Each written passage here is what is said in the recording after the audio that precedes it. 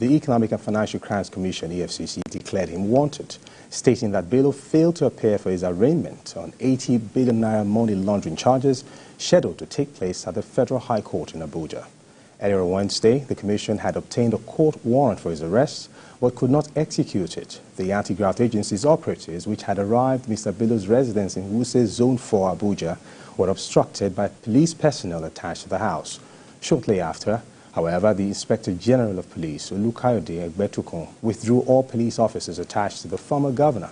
And of course, joining me now to discuss this in the studio here with me is Justice Ojena. Justice, good to have you here. Good to be with you. And of course, we also have joining us live on Zoom, Mr. Olufemi Lawson, Executive Director, Center for Public Accountability. In a bit, we'll be getting across to him. Now, Justice Ojena, very quickly, what are your thoughts on the charges against former Governor Yahaya Bello and, of course, by the EFCC, and how the agency has gone about it in recent days? Okay, first, I want to commend the agency for going about it in a maximally professional manner. With this, I'm really impressed with the way it has been handled so far. They ensured that it wasn't a jankara in a manner of speaking. They ensured that they got the proper warrants before they approached, and they also were civil in the way they've gone about it so far, even though there was almost a standoff. But I feel that this should be a situation where no matter the police officers attached to a VIP, they should know when there is superior authority, and they don't have to be withdrawn by the IGP before they know that, okay, whoever it is that they were protecting, once the person is labeled a fugitive, they must give way automatically and let the person be assessed by law enforcement for them to be brought to justice. As for the charges leveled against him, I feel that to a large extent they are fair charges, even though he has not pleaded to it, and we don't even know whether his lawyers we expect reasonably that his lawyers will challenge the validity of the charges eventually. So it is after the fireworks that we'll be able to say, okay, these charges can stand or not. All right, you just said something. Now, are you saying that the police personnel attached to Yahaya Bello were not given a directive initially that there was going to be an arrest? Why was there a standoff anyway if they also answered to an authority? So that's the challenge I have. That's the challenge I have. I feel that all those, the back work should have been done to ensure that whoever it is that maybe goes there, whoever it is that goes with the EFCC is a person of a higher rank, gets there, disarms the police officers that are attached to him, tells them what the situation is, shows them the order of court or the directives from higher authorities. And I feel that ordinarily that would have been enough to be able to get them to be disarmed for Mr. Yahaya Bello, in a manner of speaking, the fugitive to be made available to law enforcement. But I also feel that, if I may comment on this, okay, the role that Mr. Ododo has played so far with respect to harboring this fugitive or obstruction of justice, I feel is very, very wrong. Okay. And I feel that to a large extent he should be made an example of. Of course, there is nothing that hinders him from being investigated. And when, of course, it's just like Yahaya Bello, he is no longer clothed with toga of Section 308 immunity, he should be made to face potential charges in this regard. All right, let me get on to Olufemi Lawson about this. Olufemi Lawson, I know you're still very much right there with us. Now, can you elaborate on the legal implications of a successor with immunity allegedly aiding Yahaya Bello at the moment?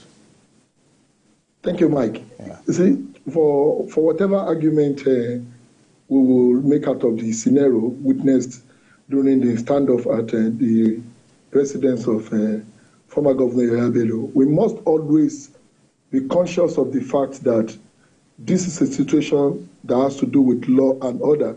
A lot of times we get carried away by the emotional side of, oh, what should the FCC have done? What is the FCC doing? But for me, I am not of the opinion that the dramatization of this anti-corruption war by the EFCC is necessary. What happened during the invasion of the residence of the former governor of Kogi State is not in any way different from what we witnessed last year when the EFCC mobilized its personnel with armor tank brigade, armor, sledgehammer, cudgel and cutlasses to invade the home of the former governor of Imo State, Mr. Rochas Okorocha. At some point, this was being live broadcast, and all sort of things. And if I may ask today, where did that end? The scenario, which was more like a Nollywood or like a Hollywood movie, where did it end? We must be conscious of the fact that EFCC should always toe the path of the law to ensure that it does not become a fire brigade organization, be acting like a Boy Scout movement in its approach to fighting the war against corruption. A lot of Nigerians, including some of us, have given a lot of support to the advocacy against corruption in Nigeria. But when the agency responsible for the fight against corruption begin to operate in such manner that does not really, glorify what the expected operational manner is. For instance, why would EFCC have taken that approach when you know that this is an immediate past governor? He has police personnel, other security agencies attached to him, who have superiors who control them. Has there been a formal invitation beyond what we read in the newspapers to former Governor Yahaya Bello? These are the issues, and it is all about the place that this person also approached the court to restrain the EFCC from arresting him at that point, and an injunction that the EFCC itself admitted to have gone to appeal. I understand the appeal should be coming up tomorrow. The appeal against the injunction restraining the EFCC from arresting or invading or whatever, intimidating or harassing, as the case may be, Mr. Yahaya Bello. Why was EFCC so hasty that it could not wait for tomorrow, Monday, and it had to mobilize so much forces on Thursday to get Yahaya Bello arrested by all means, thereby creating the same similar scenario that has not led us anywhere? Every other time that EFCC have taken the approach that it took in trying to arrest Mr. Yahaya Bello, it's always, to some of us, an attempt to actually make a mess of the whole effort at prosecuting corruption suspects. I think the EFCC at this point should have become so professional to the extent that we'll not begin to witness scenarios like Nollywood and Hollywood whenever EFCC has to arrest a suspect. And this is not the first time a suspect will be approaching the court to restrict the EFCC. But EFCC have always had its way of duly challenging such, orders given by the court to ensure that these suspects are brought to justice. As I speak with you today, one would have expected that the EFCC would have applied the same fire brigade approach to arrest the current Minister of State for Defense, who was the immediate past governor of Zamfara State, who went to court to seek another restraining the EFCC from arresting him. He's sitting as a minister today. Right. The immediate past governor of Abia State is also enjoying some of those legal privileges which the EFCC is not taking the fire brigade approach to challenge. And you see, EFCC must not create a scenario where it begins to look like an agency that is being used for some deliberate political agenda. All right. It is important that the war against corruption is fought. It is important that the war against corruption is won.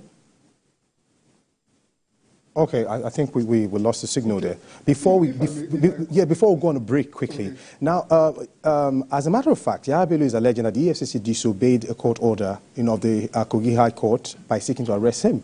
But Falana has come out to say the EFCC complied with the order by filing charges of money laundering, of over 80 billion against him. So where is the resolve? How are we going to resolve this? Okay, for me, I feel that we have to be very, very careful, especially when it comes to quick court orders and injunctions. Okay. Even though all court orders, no matter how silly or foolish, must be obeyed. But we must remember the perpetual words of Nikitobi in Buhari and INEC, where he said that at no point must the judiciary and most judges and politicians be seen to commingle. Okay. And because the primary job of a judge requires impartiality, while the primary job of a politician requires so much partiality. See, to a large extent, if you watch some of the judgments that are, some of the orders or injunctions that some of our judges give, they show the fact that they are so colluded. And most of the time, just check if they are coming from state high courts and you see that, okay, maybe the governor wants something done. Sometimes they are very spurious and suspicious, and they are meant to actually maybe frustrate the actions of other organs of government. For me, that may be the situation here. That may not be the situation, but sometimes they give too much for the people to use to see that the judiciary is biased. All right. Well, we're still staying on Newsweek. We'll take a time out now, and Newsweek continues in a moment.